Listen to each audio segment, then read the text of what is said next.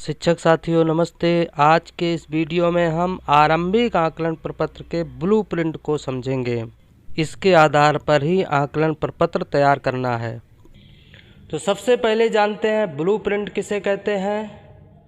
किसी भी विषय वस्तु अथवा पाठ्य वस्तु का निर्माण करने से पूर्व उसका एक प्रारूप यानी खाका या नक्शा तैयार किया जाता है, जिसमें प्रश्नों के प्रकार का मतलब उन प्रश्नों से किस प्रकार के लर्निंग आउटकम की प्राप्ति हो सकती है।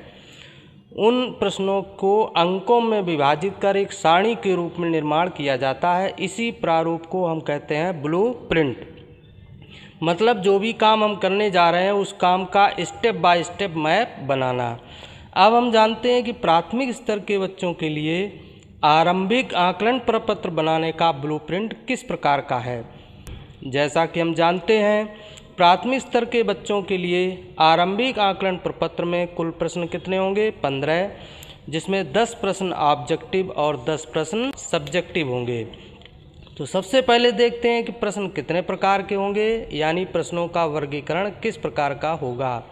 तो यहाँ पर प्रश्नों का वर्गीकरण दो तरह से होगा, जिन्हें टेबल में कॉलम और पंक्ति में दर्शाया जाएगा। पहले कॉलम में देखते हैं सरल प्रश्न 40% अर्थात 6 प्रश्न सरल बनाए जाएंगे। इसके बाद सामान्य कठिन यानी थोड़े से कठिन प्रश्न 40% अर्थात 6 प्रश्न और कठिन प्रश्न 20% अर्थात 3 प्रश्न। इस प्रकार आप देखेंगे कि 6 सरल प्रश्न, 6 सामान्य कठिन और 3 कठिन, यानी कुल मिलाकर होकर 15 प्रश्न।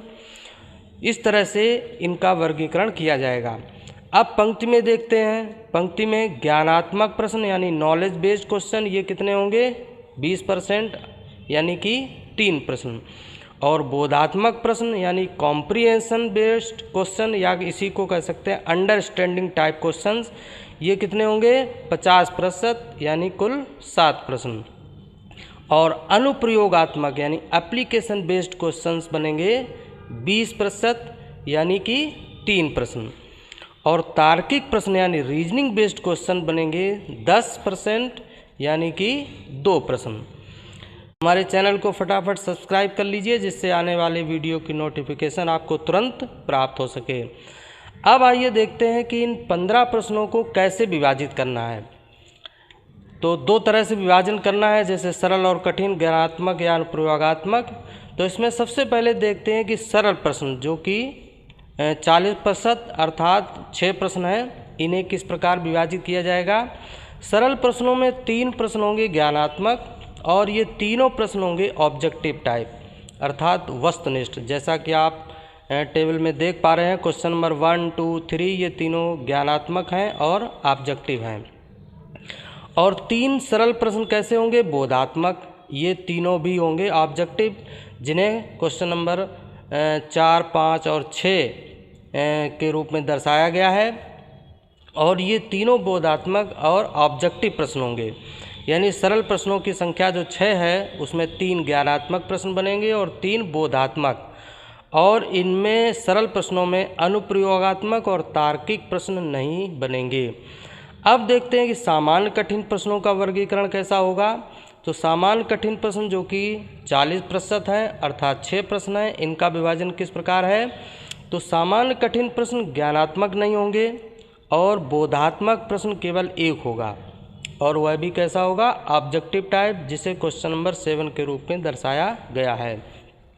और सामान्य कठिन प्रकार के अनुप्रयोगात्मक प्रश्न कितने होंगे 3 होंगे, जिसमें से 1 ऑब्जेक्टिव होगा और 2 कैसे होंगे सब्जेक्टिव प्रश्न होंगे, जिन्हें टेबल में क्वेश्चन नंबर 8, 9, 10 के रूप में दिखाया गया है। अब सामान्य कठिन प्रकार के 2 प्रश्न तार्किक प्रश्न होंगे यानी रीजनिंग बेस्ड होंगे, और इनमें से 1 होगा हमारा ऑब्जेक्टिव और 1 होगा सब्जेक्टिव, जिन्हें टेबल में क्वेश्चन नंबर 11 और 12 के रूप में दर्शाया गया है। अब देखते हैं कठिन प्रश्नों का वर्गीकरण। तो कठिन प्रश्न में जो ज्ञानात्मक प्रश्न है वो 1 भी नहीं होगा, और 3 प्रश्न आपके बोधात्मक प्रश्न होंगे, जिसमें 1 होगा ऑब्जेक्टिव और 2 प्रश्न कैसे होंगे सब्जेक्टिव।